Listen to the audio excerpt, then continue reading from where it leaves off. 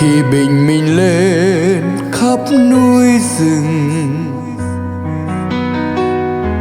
cà phê ban mê thơm ngát lừng,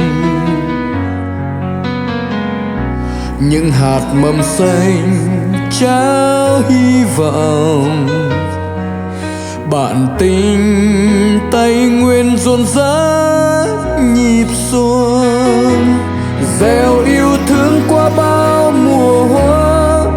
Dáng hình đất mẹ ôm trọn giấc mơ vướng thành công, sáng tạo vẹn toàn khúc nhạc chào dâng vượt xa ngàn khơi.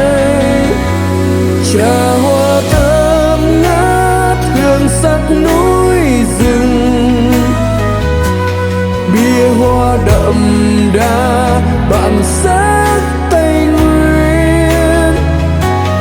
Tiếng cười rộn rã trong ánh mắt nhìn, vượt ngàn dặm xa bay đến muôn nơi.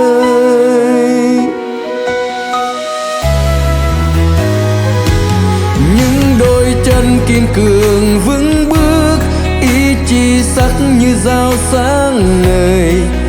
Gương mặt sáng hằng lên trong nắng, vang bài ca hào sáng lòng kiêu hãnh.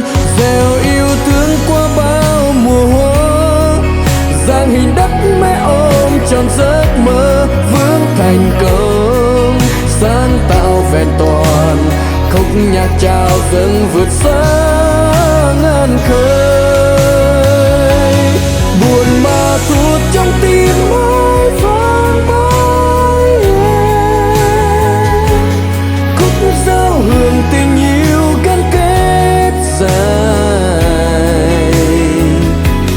Niềm tự hào lan tỏa khắp ngàn phương, bàn giao hưởng cà phê nơi tình yêu bắt đầu. Bàn giao hưởng cà phê nơi tình yêu trường tồn.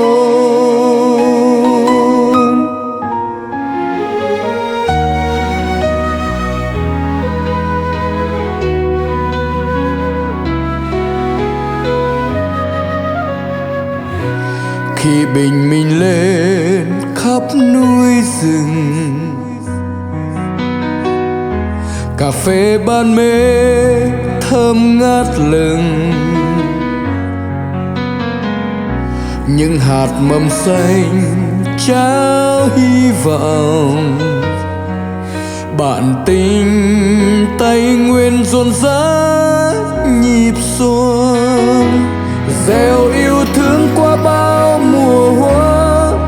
Dáng hình đất mẹ ôm trọn giấc mơ vướng thành công, sáng tạo vẹn toàn khúc nhạc chào dâng vượt xa ngàn khơi. Trà hoa thơm ngát hương sắc núi rừng, bia hoa đậm đà bản sắc Tây Nguyên. Tiếng cười rộn rã trong ánh mắt nhìn, vượt ngàn dặm xa bay đến muôn nơi.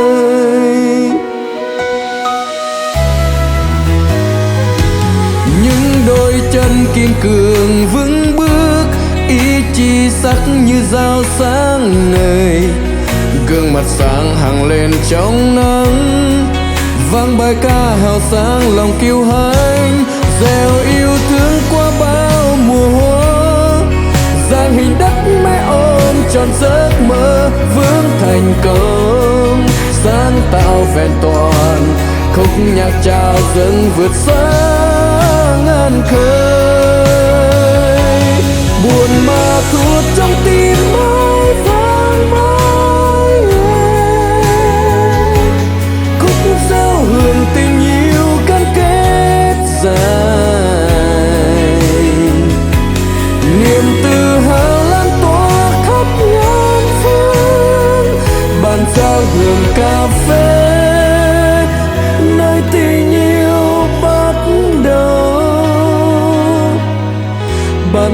hương cà phê.